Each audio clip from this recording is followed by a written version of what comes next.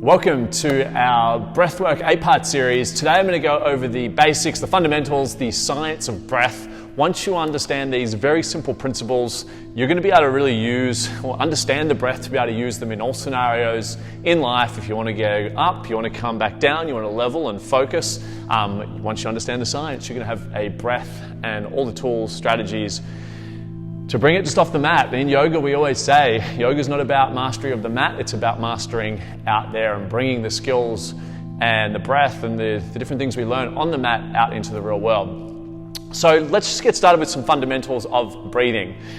Very obviously, breathing is to expand and bring in oxygen through the body and release carbon dioxide. It's far more powerful than that, which we'll get to later in this video. But really basically, the biggest problem we have in the way we breathe today is we breathe very shallowly. Okay, you watch most people breathe, it's very like I'm talking right now, holding the breath, very shallow, a lot of tension on the shoulders, neck, brings tension into the whole body. We don't get a lot of oxygen in, and we don't get much of an exhale, which we'll talk about shortly, the difference between those two. But first off, we want to loosen up the breath. In yoga or any Eastern practices, you'll hear the term belly breathing a lot. We obviously can't breathe air into the belly. We don't hold air there. It'll pass straight through. We're actually breathing into the lungs, but it's a good cue to get you expanding and not raising up and down through the chest. So that's what it does brilliantly, and it gets you breathing wide. And it gives the diaphragm space to come up and down with each inhale and exhale and get to relax and work in full force. The problem when we shallow breathe, the diaphragm sits under tension too, our muscles sit under tension. And when I tell most people to come and do a relaxing breath, most people do a horrible breath. Very short inhale, even shorter exhale, which is triggering a stress response in the body. So we want to keep the shoulders down, perfect posture, and we want to start breathing through the nose and wide. We also have the habit of always breathing out of the mouth. We want to breathe through the nose. Mouth's for eating and drinking, nose is for breathing.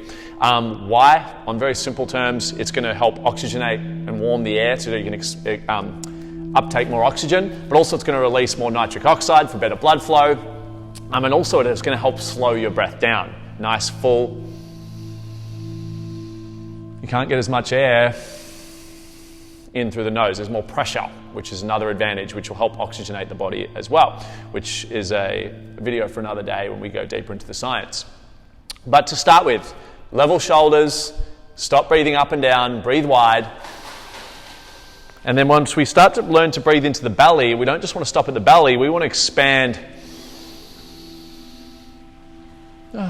And you can breathe out the mouth as well, but I like to just go in through the nose and out through the nose in most breathing strategies.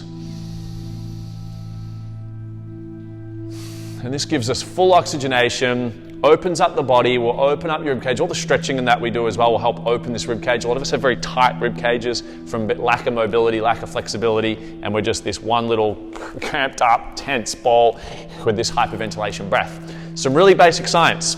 The in-breath we're going to see as the accelerator, as energy creation.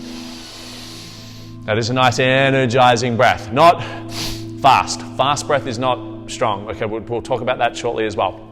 When we breathe in for energy, we want a long, smooth, strong inhale.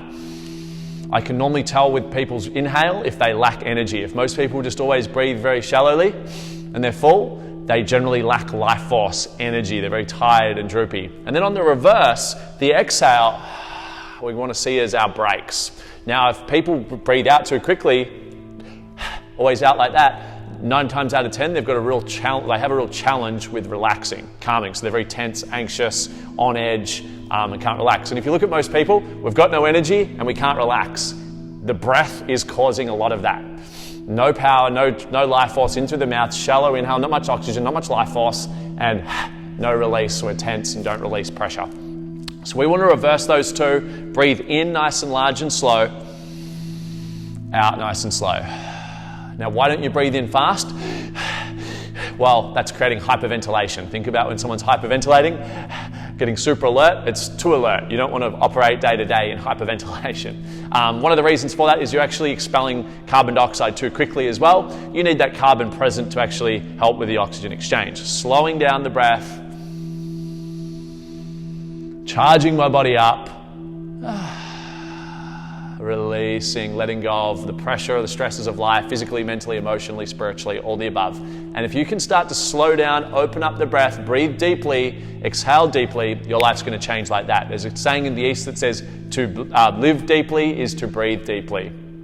And obviously the vice versa is true as well. So there's some really basic fundamentals of the science of breath. So with that in mind, if my in-breath is say 8, I'm not going to count it, but 8 and out for 4, the accelerator is larger than the brake, so therefore it's going to be a slightly energizing breath. So if I'm looking to create energy in the body, I might do something like that for a few. And you can do short little bursts. Some people do little sips. Obviously, I don't want to go so much that I'm hyperventilating, but if I'm like super tired, got to go do a speech or something, so there's 3 to 1 in to out, okay? So that might give me a little surge of energy, but I prefer a strong breath. Feel it enter every cell in my body. Smooth breath out. In the reverse of that, if I'm really tense, had too many coffees, I'm stressed, overwhelmed, I might go in for 3, out for 8. And this will calm everything from my neurochemicals down, my brain waves, absolutely, heart rate, all functions of the body will ground, energy will center, and you'll become more grounded. And I recommend this type of breathing for all. Now, there's exceptions to this rule because there's the amount of air we breathe in and expel, which we're not going to go into. It's a little bit more technical. But what I will say as well is often if you slow down the breath, and even if you're like doing 10 in, 12 out, the slowness of the breath, 12 in, 10 out, so in theory that would be stimulating. The breath's so calm that I believe in that scenario it would still be very calming. You'd lower what's called your heart rate variability, which is really your body's ability to go into parasympathetic, which is your rest and digest system. I'm going to touch on that as well. Maybe the most important thing you ever learn about the human body is understanding your nervous system. It's either in fight or flight or rest and digest. Fight or flight is sympathetic. You're looking for sympathy, on edge. Parasympathetic, the body rests well, it digests food, it heals, it rejuvenates, it creates new energy. It's working in, okay, inward. Sympathetic is out, expelling energy.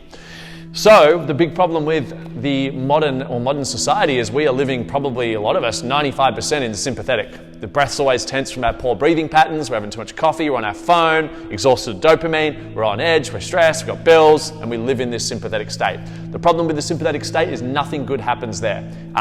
Poor neurochemical balance. Immune system doesn't operate as well. The hormone production ceases. The body doesn't want to produce testosterone growth hormone if it's fight or flight. It doesn't want to reproduce. We go on, but every function in the body is impaired with this chronic sympathetic nervous system activity. Now, in parasympathetic, everything works well. Your best self, your higher self, your spiritual self, your flow state, your sleep, your recovery, absolutely everything is enhanced. So obviously, we want to base our breathing around something that's going to bring us down into parasympathetic, which is why we're going to slow down the breath. In and out at as many times a day as you can. So I would do this on waking, I would do this during the day, slow it down when walking is going to make you a better athlete, which we can go into in another video down the track. But on a really basic level, parasympathetic nervous system, sympathetic breathing, slow, grounded, get us in that nervous system state. We can operate at our peak through all of life, open up the chest, open up the shoulders, neck, hip flexors just by breathing properly, relax, start to go through life in your highest flow self, not in your stressed, on edge, panicky self, which is how most people sadly live in modern society.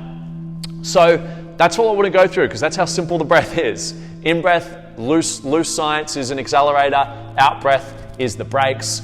You put more brakes on, you're going to calm the system down, slow your body down. Vice versa. So that's always the fundamental, the first thing we teach. The other thing I want you to think about is you're always breathing in 3 ways. You're either breathing unconsciously, meaning you've got no idea how you're breathing, you're just caught in the matrix of life and going around your day-to-day.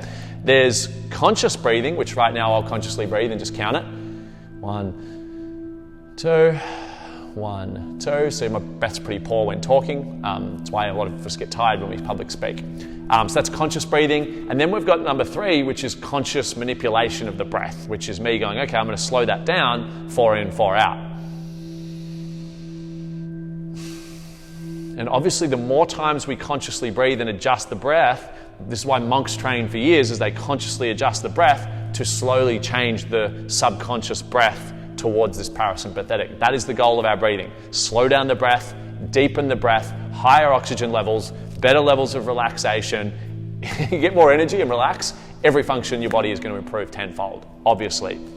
Because they're probably, as I mentioned, probably the two biggest things people struggle with: lack of energy, can't relax. Not a good combo. It's like if you've got no energy, surely you want to be able to sleep. We kind of get the worst of both worlds. So that is the basics of the breath. Throughout this next 8 days, these next 8 videos, we're going to use breathing strategies to change the way, the fundamental or biomechanical way or the operation of your breath. Also, we're going to play with the oxygen levels. We're going to play with getting your body into parasympathetic, and most importantly, you want to learn these strategies to take into your day-to-day.